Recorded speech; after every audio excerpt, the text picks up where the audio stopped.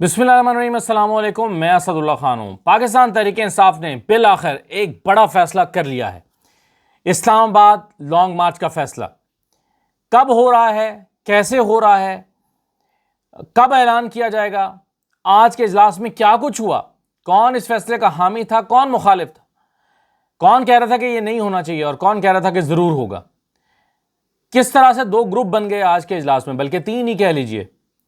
क्या हुआ पाकिस्तान तहरीक-ए-इंसाफ की मीटिंग में जिसमें यह फैसला किया गया है और क्या होने जा रहा है अगले 1.5 महीने में, ये सारी तफसीलात मैं अंदर की कहानी पूरे इजलास की आपके सामने रखता हूं। लेकिन उससे पहले सिर्फ 2-3 मिनट आपके लूंगा। एक तो आपको मुबारक हो गया, अभी खबरें चल रही हैं कि पेट्रोल की कीमत भी बढ़ गई है और डीजल की भी दोबारा। अब डीजल की कीमत 375 रुपये हो गई है और पेट्रोल की कीमत 329 रुपये, शायद मैं कुछ इस तरह से देख रहा हूँ। एक मरतबा फिर इजाफा कर दिया गया, 6 रुपये कीमत बढ़ा दी गई है पेट्रोल की, और डीजल की कीमत में भी इजाफा कर दिया है। पेट्रोल की कीमत में 6 रुपये 39 पैसे फी लीटर इजाफा, नोटिफिकेशन जारी, जो खबर अभी टीवी पे भी चल रही है। पेट्रोल की नई कीमत 327 रुपये 12 पैसे फी लीटर मुकर्रर हो गई है, इसका नोटिफिकेशन हो गया एक दिन के लिए। और डीजल की कीमत में 7 रुपये 83 पैसे फी लीटर का इजाफा, और इसकी नई कीमत जो है 375 रुपये हो गई है, 375 रुपये 4 पैसे फी लीटर हो गई है डीजल की।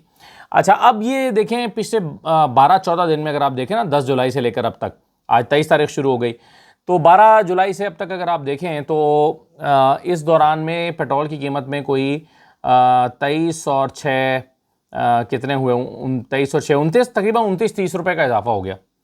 29-30 रुपये का इजाफा पिछले 12 दिन में हो गया और आपको महसूस भी नहीं हुआ।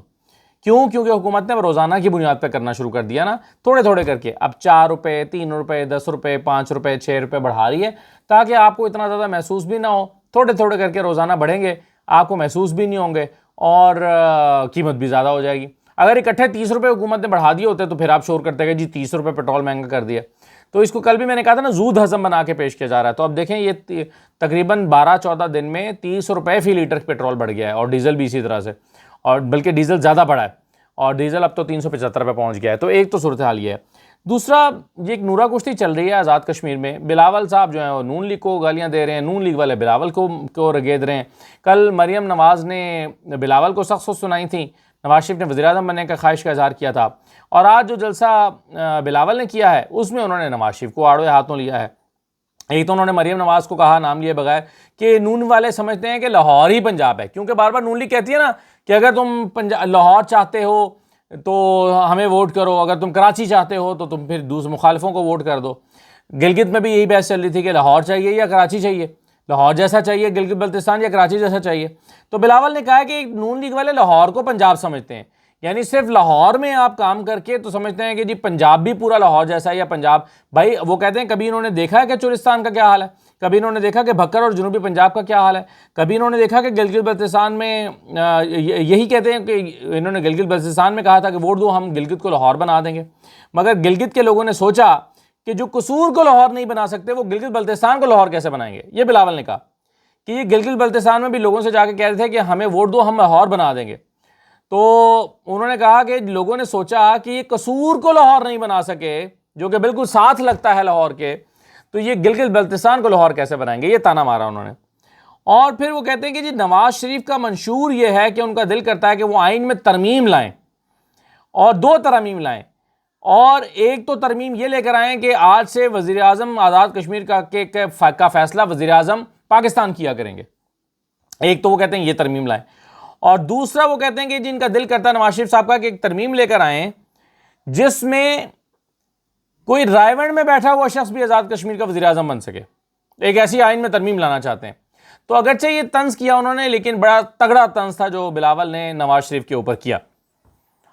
और पीपल्स पार्टी का ये एतराज़ बहरहाल दुरुस्त है, जिसमें वो कहते हैं कि क्या इलेक्शन शेड्यूल अनाउंस होने के बाद तरक्याती मंसूबे अनाउंस किए जा सकते हैं? नहीं किए जा सकते। वो कहते हैं ये लैपटॉप बांटना, ये मोटरवेज़ का ऐलान करना, वो अलग बात है कि 2016 के इंतखाबात में भी नवाज शरीफ मोटरवेज़ का ऐलान करके आए थे।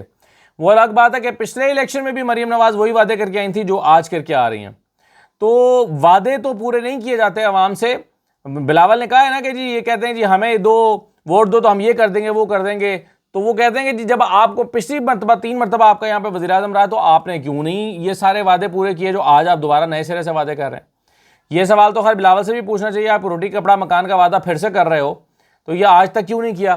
तो दोनों एक दूसरे को इस हमाम में नंगा करने, उसके एक दूसरे के कपड़े नोचने में लगे हैं, हालांकि दोनों के हालात एक जैसे ही हैं। तो अब देखें कि क्या होता है इसमें जो लड़ाई चल रही है, इसका नतीजा क्या निकलता है और जीतता कौन है। बहरहाल मैंने आपको सुनानी है पीटीआई के इजलास की अंदरूनी कहानी। पहली बात तो यह है कि आज के इजलास में एक शख्सियत ने अपना फैसला मनवाया है पार्टी के अंदर, पार्टी की मीटिंग में, और फैसला था लॉन्ग मार्च करने का कि भाई अब हमें लॉन्ग मार्च का ऐलान कर देना चाहिए, अब हमें बड़ा फैसला करना चाहिए। और लॉन्ग मार्च का ऐलान करने का फैसला जो है ये बनवाया है सुहेल आफरीदी साहब ने पार्टी से।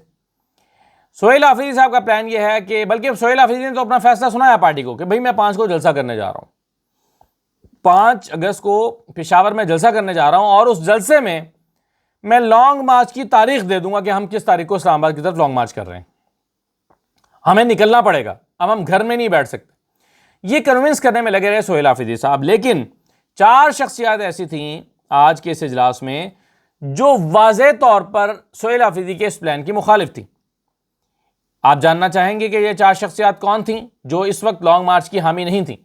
मैं उनकी नीयत पे शक नहीं कर रहा, मैं ये नहीं कह रहा कि उनका फैसला, सुहेल आफरीदी का फैसला दुरुस्त है या इनका फैसला दुरुस्त है, मैं आपको हकीकत हाल बयान कर रहा हूँ। 4 शख्सियत जो चाहती हैं कि अभी लॉन्ग मार्च नहीं होना चाहिए, ये लॉन्ग मार्च का मुनासिब वक्त नहीं है, उनमें एक तो बैरिस्टर गौहर हैं ऑब्वियसली, दूसरे सलमान राजा साहब थे, तीसरे असद कैसर साहब थे, जो सबसे ज्यादा मुखालिफ थे लॉन्ग मार्च के। सबसे ज्यादा जोर जिस शख्स ने लगाया कि लॉन्ग मार्च ना करो, बल्कि वो तो जलसा भी नहीं चाहते कि पेशावर में जलसा भी किया जाए, वो असद कैसर है। आज सबसे ज्यादा मुखालिफत सुहेल आफरीदी की असद कैसर साहब ने किया। वो समझते हैं कि हमें ये ना पेशावर का जलसा करना चाहिए, ना ही हमें अभी लॉन्ग मार्च करना चाहिए, बल्कि उनका प्लान ये था कि हमें छोटी छोटी रैलियां निकालनी चाहिए। अच्छा, असद कैसर और चौथे जो शख्स थे वो तैमूर झगड़ा थे। तैमूर झगड़ा भी समझते हैं कि हमें फिलहाल लॉन्ग मार्च नहीं करना चाहिए। अब इन सब के पास अलग अलग आर्गूमेंट्स थे, अलग अलग वजूहात थी। बैरिस्टर गौहर ये समझते हैं कि बातचीत के ज़रिए मसला हल होगा, हमें बातचीत को वक्त देना चाहिए, मौका देना चाहिए। वज़ीर आज़म ने कहा है कि आओ हमसे मिलो, हमसे बात करो, तो हमें उस मुलाकातों को आगे बढ़ाना चाहिए। बैरिस्टर गौहर साहब ये समझते हैं। और सलमान राजा साहब भी तकरीबन उनके हम ख्याल हैं, या वो समझते हैं। सलमान राजा से तो आज मेरी मुलाकात भी हुई, और सलमान राजा साहब ने आज कुछ सहाफ़ियों को, कुछ यूट्यूबर्स को के साथ एक मुलाकात रखी हुई थी, उसमें कुछ क्या क्या बातें हुई, उनकी गुफ्तगू से भांपा जा सकता है कि वो क्या सोच रहे हैं। मैं वो आगे जाके बयान करता हूँ। लेकिन असद कैसर साहब 8 फरवरी जैसे एक एहतजाज के हामी हैं, कि जैसे आप होते हैं ना कि पाकिस्तान भर में एहतजाज का ऐलान करते हैं कि अपने अपने मोहल्लों में एहतजाज करो, तो फिर तस्वीरें आती हैं कि किसी ने कहीं रैली निकाली, किसी ने 10 लोग निकल आए, कहीं 50 लोग निकल आए, कहीं पर 100 मोटरसाइकिलें निकल आई। तो वो रैलियां निकलती हैं, 10 गाड़ियां हैं, 20 मोटरसाइकिलें हैं, तो एक काफ़िला निकलता है, वीडियो बनती है और पोस्ट हो जाती है, ट्विटर पर रौला मच जाता है। एक दिन हो जाता है कि जी ठीक है आज एहतजाज हुआ है, जैसे 8 फरवरी को हल्का फुल्का किया गया था या उससे पहले किया गया था। असद कैसर साहब हामी हैं कि हमें फ़िलहाल ये करना चाहिए, हमें लॉन्ग मार्च की तरफ नहीं जाना चाहिए। और मैंने आपको बता दिया बैरिस्टर गौहर सलमान राजा की राय क्या थी। तैमूर सलीम झगड़ा की राय भी यही थी। लेकिन सुहेल आफरीदी साहब का ख्याल था कि केपी और सुहेल आफरीदी और उनके साथियों का कि इमरान खान की रिहाई का हमें मैंडेट मिला है। केपी के लोगों ने हमें वोट ही इमरान खान की रिहाई के लिए दिया है, किसी और काम के लिए वोट दिया ही नहीं है। तो अगर हम इमरान खान की रिहाई के लिए काम नहीं करेंगे तो हम फिर हुकूमत में क्यों हैं। तो उनका कहना यह था कि भले ही हमारी हुकूमत चली जाए, हमें इमरान खान के लिए निकलना पड़ेगा। अब वक्त आ गया है, हमने बहुत इंतज़ार कर लिया, हमने बहुत वेट किया महमूद अज़रगज़ई साहब का, और इसके नतीजे में हमें गालियाँ पड़ रही हैं, सबको गालियाँ पड़ रही हैं, लोग नाराज़ हैं। और अभी देखिए ना कि आज सलमान राजा साहब ने ख़ुद बताया मुझे कि हमें, बल्कि और भी लोग थे, उन्होंने बताया कि मैं ईरान गया तो लोगों ने बहुत शिकवे किए ईरान में कि तुमने इमरान खान को बेच दिया है। ये अल्फाज उन्होंने खुद इस्तेमाल किए कि मुझे लोगों ने कहा कि तुमने इमरान खान को बेच दिया है, तुम बुज़दिल हो, तुम इमरान खान के लिए कुछ नहीं कर सके। उन्होंने कहा कि जी ईरान में पाकिस्तानियों ने हमें ये जुमले कहे। और ये तो सलमान राजा ने नहीं बताया, ये मैं आपको बता रहा हूँ कि अभी कराची से वापस आते हुए इस्लामाबाद आ रहे थे या लाहौर आ रहे थे, कराची से आते हुए सलमान राजा साहब को एयरपोर्ट पर लोगों ने बहुत सख्त सुस्त सुनाई। तो सलमान राजा को भी इस बात का अंदाज़ा है कि पब्लिक का एंगर क्या है, लोगों के जज्बात क्या हैं, कितना गुस्सा है लोगों को घर बैठने से। तो यही बात जो है वो सुहेल आफरीदी और उनके साथियों ने बावर कराई मीटिंग में, जो शरीक थे, उन्होंने कहा कि लोग बहुत नाराज़ हैं, लोगों ने हमें इमरान खान की रिहाई का मैंडेट दिया है और हम घर बैठे मुज़ाकरात की कामयाबी का या मुज़ाकरात के होने का इंतज़ार कर रहे हैं। वो मुज़ाकरात जो आज तक हुए ही नहीं है। आप सोचें ना कि वज़ीर आज़म शहबाज शरीफ की अपोजिशन लीडर से मुलाकात तक नहीं हो सकी, तो कौन से मुज़ाकरात, कहाँ के मुज़ाकरात? ये बात तो मैंने सलमान राजा से आज खुद पूछी। मैंने कहा कि क्या कोई पिछले 8 महीने में ऐसी बातचीत हो रही थी जो बड़ी कंक्रीट किस्म की हो, जिसके का कोई बहुत नतीजा निकल रहा हो? तो उन्होंने कहा कि बस दबे लफ्ज़ों में कि हाँ कुछ था, लेकिन बहरहाल वो नहीं, हम उसका वेट कर रहे थे। लेकिन उन्होंने कतईयत के साथ ये नहीं कहा सलमान राजा साहब ने कि हाँ बिल्कुल बड़ी मौसर बातचीत हो रही थी लेकिन वो नतीजा खेज नहीं हो सकी। उनकी बात से मुझे ये अंदाज़ा हुआ कि कुछ भी नहीं हो रहा था। बस वो उन्होंने, चूँकि जाहिर है आपको ये फेस सेविंग भी चाहिए होती है कि अगर हमने 8 महीने एहतजाज नहीं किया तो क्यों नहीं किया, तो उसका जवाब उन्होंने ये सोचा हुआ है, या पार्टी की क़यादत ने भी, कि जी हमारी कहीं बातचीत का चल रही थी। कहाँ चल रही थी, कोई कुछ नहीं बताता जी, ये हम नहीं बताना चाहते। तो आमतौर पर पार्टी के लोग यही कहते हैं। तो बहरहाल असद कैसर साहब का मैंने आपको बताया कि उन्होंने मुखालिफत की। वैसे गौर की राय थी कि हमें बातचीत के जरिए मसाइल हल करना चाहिए। एक राय ये भी आई कि ये इख्तियार महमूद अचकज़ई साहब का है, तो उन्हीं को फैसला करने देना चाहिए। लेकिन सोहेल आफरीदी साहब की तरफ से कहा गया कि महमूद अचकज़ई साहब ये फैसला नहीं कर रहे हैं, बहुत अरसे से वो खामोश बैठे हैं और गालियाँ हम सबको भी पड़ रही हैं, और वैसे भी हमारे लीडर की रिहाई के लिए कुछ नहीं हो रहा। तो चूंकि महमूद अचकज़ई नहीं कर रहा तो किसी को तो करना है, तो ये प्रेशर तो बनाना पड़ेगा। फिर सोहेल आफरीदी से कहा गया कि अच्छा जलसा कर लें लेकिन लॉन्ग मार्च की तारीख ना दें। लेकिन सोहेल आफरीदी साहब ने कहा कि मैं 5 तारीख के जलसे में लॉन्ग मार्च की तारीख दूंगा। अब पार्टी की कोशिश ये है कि वो ये कह दें कि जी हम आज से रैलियों का आगाज़ कर रहे हैं, आज से हम स्ट्रीट मूवमेंट का आगाज़ कर रहे हैं, आज से हम जलसों का आगाज़ कर रहे हैं, और अगर हमारे मुतालबात ना माने गए और अगर इमरान खान से मुलाकातें बहाल ना हुई और इमरान खान के मुकदमात ना चले तो फिर हम इमरान खान की रिहाई के लिए लॉन्ग मार्च करेंगे। इस तरह का मुबहम सा ऐलान कर दें। लेकिन सोहेल आफरीदी का इसरार है कि मैं मुबहम ऐलान नहीं करूँगा, मैं तारीख दूंगा। फिर एक कोशिश की गई कि अच्छा सोहेल आफरीदी से कहा गया कि आप ये कह देंगे ठीक है अक्टूबर में हम लॉन्ग मार्च करेंगे।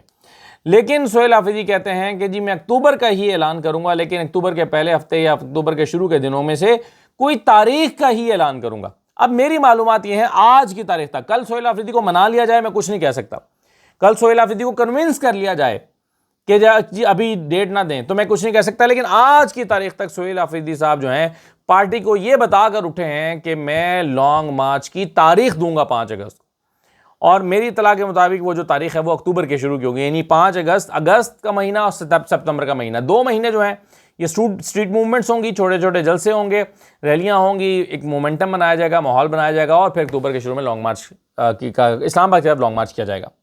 अब इसमें कुछ कॉम्प्लिकेटेड चीज़ें हैं, वो ये कि इमरान खान ने लॉन्ग मार्च का फ़िलहाल तो मना कर रखा है, या उन्होंने कहा है कि जी आप लॉन्ग मार्च ना करें या इस्लामाबाद ना आए क्योंकि ये गोलियां चलाते हैं। शायद पीटीआई ने असेस किया है कि या तो हमें आने नहीं देंगे, और अगर आने दिया तो गोली नहीं चलाएंगे, क्योंकि हालात इस वक्त ऐसे नहीं हैं कि लोगों पर गोलियां चलाई जाएं।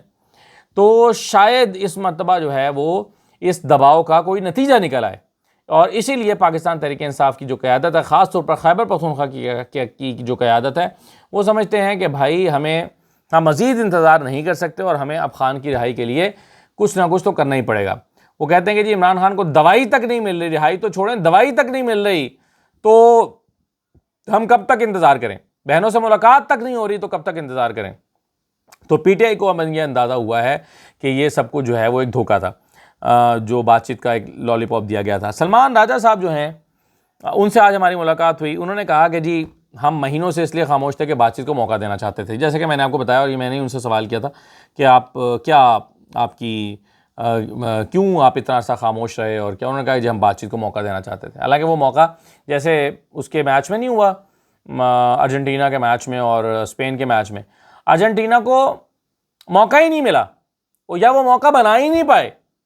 आप देखें टोटल 2 अटैम्प्ट्स किए उन्होंने गोल के ऊपर, पूरे 90 मिनट में जो है वो पूरे मैच में 2 अटैम्प्ट्स थी जो उन्होंने गोल पर की, वो भी कोई पावरफुल अटैम्प्ट्स नहीं थी, तो मौका तो वो बना ही नहीं पाए। तो इसी तरह पाकिस्तान तहरीक इंसाफ भी अपने लिए मौका तो बना ही नहीं पाई बातचीत का, तो फिर क्यों इंतज़ार कर रहे थे। फिर सलमान राजा साहब ने कहा कि लेकिन अब हम वाजे हैं कि हमें सड़कों से ही नताइज हासिल होंगे, ये उन्होंने कहा। इसका और वो सलमान राजा साहब इसी मीटिंग से, जिसका मैं पहले हवाला आपको बता रहा हूँ, पेशावर में जो मीटिंग हुई है केपी हाउस में, वहीं से उठ के सीधा इस्लामाबाद आए थे, शाम 7-7:30 बजे पहुँचे। तो इस मीटिंग से उठकर आकर उन्होंने कहा कि मैं अभी आपको सारी बातें तो नहीं बता सकता, 5 तारीख को हम आपको बताएंगे कि हम क्या करने वाले हैं। लेकिन ये मैं आपको बता दूं कि हमें अब कोई भाम नहीं है इस बात में, हम वाजे हैं कि सड़कों से ही नताइज हासिल होंगे। सलमान राजा साहब ने कहा, उन्होंने कहा कि आवाम को निकलना होगा, लोगों को निकलना होगा। मिसाल सलमान राजा साहब की बात गलत नहीं है, वो ठीक कह रहे हैं। वो कहते हैं कि जी रावलाकोट में 1.5-2 लाख लोग खुद निकले, उन्हें किसी जमात ने नहीं निकाला, लोग निकले, कोई बसें नहीं किसी ने भेजी, किसी ने उनको गाड़ियां भेज के नहीं बुलवाया, लोग खुद निकले। इसी तरह से उन्होंने मिसाल दी कि बांग्लादेश में ढाका में इनकलाब वाले दिन 20-25 लाख लोग शहर की सड़कों पर मौजूद थे। वो कहते हैं कि इनकलाब तब आता है जब लाखों लोग निकलते हैं, तो इनकलाब आता है, कोई तहरीक कामयाब होती है। उन्होंने कहा कि 26 नवंबर को हम जब 26 नवंबर चुंगी पे पहुंचे, तो या 24 नवंबर को या 25 को जब भी वो आए, तो उन्होंने कहा कि उस वक्त हमारे साथ सिर्फ 20,000 लोग थे। तो 20,000 लोगों से तो इनकलाब नहीं आ सकता। अगर लोग घरों से ही नहीं निकलेंगे तो फिर तो यही होगा जो हमारा पिछली दफ़ा हाल हुआ था। तो वो कहते हैं कि जी लोगों को निकलना चाहिए। नेल्सन मंडेला की मिसाल उन्होंने दी, उन्होंने 27 साल तक जेल में रहे, इसलिए नहीं कि उनकी पार्टी कमज़ोर थी, उनकी पार्टी ने, तो वो कहते हैं कि पुरतशद्दुद कार्रवाइयाँ भी की। यानी वो उस ज़माने में एक टायर होता था, वो टायर उसको तेल में भिगो के किसी के ऊपर फेंक देते थे, उसके गले में डाल देते थे, यूँ करके ऊपर ऊंचाई पे बैठ जाते थे, गुजरता था, उसको गले में डालते थे और फिर उसको आग लगा देते थे। इस तरह के पुरतशद्दुद वाक़यात भी हुए और फिर भी 27 साल तक नेल्सन मंडेला की रिहाई नहीं हुई। तो उसकी वजह वो कहते हैं कि ये नहीं थी कि लोग कमज़ोर थे या पार्टी कमज़ोर थी, उसकी वजह ये वो कहते हैं कि निज़ाम ऐसा था कि 27 साल लग गए। लेकिन इमरान खान की रिहाई को 27 साल नहीं लगेंगे, हम इंशाल्लाह उनके लिए जल्दी काम करेंगे, ये उन्होंने कहा। फिर वो कहते हैं कि ईरान में बहुत से लोग मिले जिन्होंने, और मैंने आपको पहले बता दिया कि उन्होंने कहा कि इमरान खान को तुमने भेज दिया, तुम बुज़दिल हो वगैरह वगैरह। एक बात बिल्कुल सही कही सलमान राजा ने, वो कहा कि पिछले 2-2.5-3 साल में रियासत और अवाम का रिश्ता कमज़ोर पड़ गया है। ये बात बिल्कुल ठीक है और उसकी कई वजूहात उन्होंने आज बयान की कि लोगों के ऊपर कैसे जुल्म सितम हुए, लोगों ने क्या कुछ किया, लोगों ने क्या कुछ सहा, लोगों के साथ कारोबार तबाह हो गए, लोग लाताल्लुक़ हो गए, गुस्से में आ गए। तो अवाम के साथ लोगों का रिश्ता जो है वो कमज़ोर हुआ है। तो इस सलमान राजा साहब ने बात की। तो अब ये जो पिछले 26 नवंबर का जो केस था, लोग गोलियां मारने वाला, वो केस भी आज खारिज हुआ है। आपके इल्म में आ गया होगा कि वो केस भी खारिज कर दिया है अदालत ने। और पहली ही जज अफजल मजोका ने पहली ही समात में, जब वकील नहीं आए या उन्होंने वकील ने एडजर्नमेंट की दरख्वास्त की, तो पहली ही समात में केस ख़त्म कर दिया कि बस ठीक है जी, ख़त्म हो गया। उसमें कई वजूहात बयान की, वो मैं आपके साथ फिर अगली वीडियो में शेयर करता हूँ कि वजूहात क्या बयान की हैं, कितनी दुरुस्त हैं, कितनी गलत हैं, कहाँ पीटीआई की गलती है, कहाँ उनकी गलती है। तो ये सारी चीज़ें जो है वो मैं आपके साथ अगले व्लॉग में शेयर करूँगा, जो सुबह आप देखेंगे। अभी जो है वो ये इजलास की अंदरूनी कहानी मैं आपको सुनाना चाहता था। इजाज़त दीजिए, अल्लाह हाफ़िज़।